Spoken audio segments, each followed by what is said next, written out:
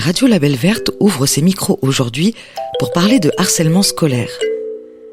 Témoignages de collégiens, de l'ensemble scolaire Jeanne d'Arc, de Saint-Médard-de-Guizière. Comment ça a commencé, toi, le harcèlement ? C'était un groupe avec mes amis, on était en groupe et c'était pas vraiment moi la visée au début. Puis après, au fil des années, vraiment, il m'a visé moi et mes amis qui étaient avec moi, ils étaient un peu embêtés, mais c'était surtout moi, quoi. Des fois, je rentrais chez moi en pleurant parce que, vraiment, j'en avais marre de cette personne, j'en pouvais plus parce que, elle me respectait pas, ça me faisait du mal, et surtout, des fois aussi, elle me frappait, elle m'insultait, mais des fois aussi, elle abîmait mes affaires et voilà. Qui d'autre autour de cette table a vécu du harcèlement ? Moi. Comment ça a commencé, toi, le harcèlement ? J'étais... Oui, parlez bien près du micro. J'étais à Libourne. J'étais toute petite. Et il y a une fille qui me frappait un peu tous les jours, qui venait me frapper. Voilà. Ah, qui te frappait tous les jours ? Ouais. Mais est-ce que tu as pu en parler à un adulte, ça ? Oui, à mes parents. À tes parents, ouais ? Ouais, et après on a changé et on est venu à Saint-Serin. En fait, on a peur d'en parler aux parents parce que si les parents vont voir la police ou quoi, il peut peut-être y avoir des représailles. Mais moi, en fait, je me suis fait harceler, mais du coup par une adulte. Et ça s'est passé 2 ans avant que j'en parle à ma mère. Et quand on est allé voir la police, elle a continué elle faisait de plus en plus. Comment t'as traversé tout ça ? C'est parce que tes parents t'ont accompagné, t'ont aidé ? Oui, c'est parce que ma mère, elle m'a beaucoup accompagnée et puis j'ai bien pu en parler. C'est pour ça d'ailleurs que j'ai une psychologue parce que sinon je pouvais pas m'en sortir. Vous pouvez tous vous exprimer. C'est aussi notre apparence parfois et c'est compliqué aussi parce que tous les jours quand on se fait harceler en fait, on n'est pas en fait heureux, on n'est pas content en fait de vivre. Et en fait, le harcèlement c'est répétitif. Et c'est vraiment très très très dur d'en parler, comme a dit ma camarade. Moi, j'étais dans une situation de harcèlement du CM2 à la 5e d'aujourd'hui. Aujourd'hui, c'est fini ? Non. Tu continues à te faire harceler aujourd'hui ? Oui. Et est-ce que tu en as parlé aux adultes ? Oui, j'en ai parlé. C'est que la réaction est parfois bizarre, enfin pas bizarre, mais... On a peur de se crier dessus, d'en parler toute la soirée, de dire n'importe quoi. Tu n'as pas envie d'en parler parce que tu n'as pas envie subir les réactions de tes parents. Oui, c'est ça, mais j'en parle. Parfois c'est grave, mais parfois c'est pas grave. Et en fait, il faut savoir doser aussi, où est le harcèlement et où il n'est pas. Allez-y, faites tourner le micro. Il y a une copine à moi qui se faisait harceler. Elle n'arrivait pas à digérer tout ça. Parce que tous les jours, elle se faisait insulter par rapport à son physique et par rapport à sa couleur de cheveux. Parce que tout le monde dit qu'elle ne se lave pas, qu'elle est sale. Et c'est dur ça. Ça devrait être très très très très dur pour elle. On a parlé plusieurs fois pour l'harcèlement et personne n'a arrêté. Ils croient vraiment que c'est un jeu. Moi j'en reviens sur le fait de pourquoi moi je penserais que certaines personnes harcèlent. Je pense que c'est parce que des fois les personnes ont un passé ou un présent difficile et que du coup ils se vengent sur les autres personnes. Ça peut être, il n'est pas sûr de lui aussi, il peut nous envier de quelque chose, il peut se venger de quelque chose que on ne connaît pas, on ne sait pas vraiment pourquoi. Et je pense que même si on demandait à cette personne, elle ne serait même pas expliquée pourquoi. Ils nous choisissent et puis nous, on n'a rien demandé et puis voilà. Après, ces gens-là, tout le monde peut changer, mais bon, après, là, ça commence mal pour changer. Parce qu'ils ont peut-être passé un truc très difficile.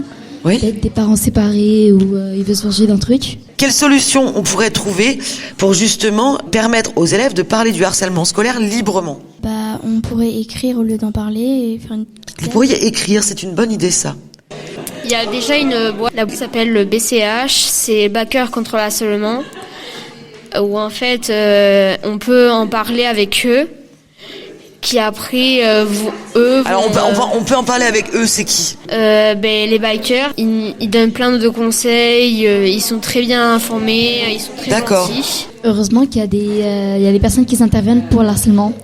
Moi, j'aimerais bien lancer une idée contre le harcèlement comme une manifestation parce qu'il y a plein de personnes qui sont harcelées, il y a plein de personnes qui veulent se suicider et je trouve qu'ils méritent de vivre Ils méritent d'avoir une vie comme tous les autres et de ne pas se faire harceler, d'être enfermés et tout.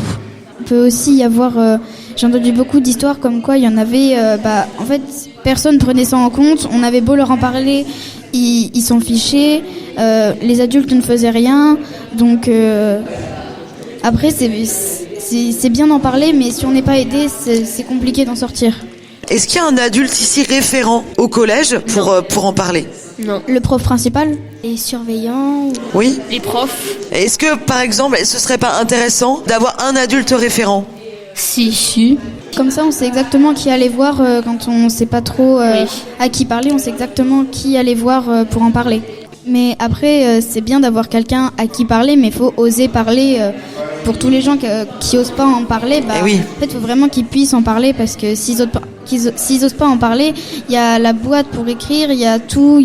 Même s'il y avait un adulte référent, ils oseraient peut-être toujours pas en parler ou écrire pour en parler. Après, si on a peur d'en parler à un adulte, par exemple, si on a un meilleur ami ou une amie, on peut lui en parler pour que cette personne aille en parler à l'adulte. Ah oui, toi, tu passais par un intermédiaire. Oui. Ça peut être une idée aussi, bien sûr. Mais vous connaissez tous quelqu'un qui est aussi harcelé? Oui. Oui, mais c'est incroyable. En fait, vous êtes tous harcelés. Est-ce que vous harcelez aussi? Non. Moi, quand je suis triste, je me venge jamais envers une personne. Enfin, j'écris juste l'histoire dans une feuille, je l'arrache en 1000 morceaux, je la jette à la poubelle. Alors, moi qui suis une adulte, comment je sais que vous êtes harcelé? Comment on détecte ça? Quand on est harcelé, on se sent moins bien, on a moins envie de manger, on a moins envie de rigoler, on est plus dans la tristesse et dans la dépression.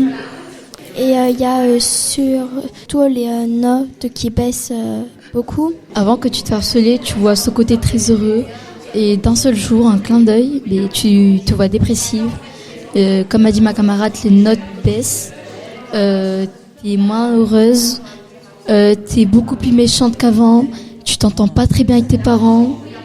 Et aussi, un élève qui peut être harcelé, il peut aussi subir des moqueries donc, et être isolé du reste du groupe des gens de son âge. Et donc, ça se voit au niveau du comportement, s'il reste tout le temps seul, s'il n'a pas d'amis ou pas beaucoup. Ça peut être parce que avec toutes les moqueries, les gens les rejoignent les harceleurs.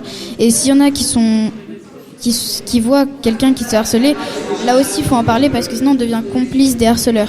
Quand en sport, on fait des équipes, quand on est toujours choisi en dernier, quand personne ne veut parler avec toi. Et surtout, si quelqu'un se fait harceler, il ne faut pas en venir à se suicider parce que c'est l'harceleur qui aura gagné. Il faut au contraire faire comme si ça ne nous touchait pas parce que l'harceleur va au bout d'un moment arrêter, c'est forcément comme ça, donc ça va se passer. Moi je dis liberté, égalité, fraternité. On doit être tous fraternels, même si on est bizarre, même si on est étrange, on est exceptionnel. Très bien, bravo. C'est vrai, vous êtes tous exceptionnels. J'étais très heureuse de participer à cet échange avec vous. Surtout le harcèlement, il faut en parler. Les adultes qui nous écoutent, il faut aussi recevoir la parole de ces enfants. Merci beaucoup. Merci d'avoir participé les jeunes.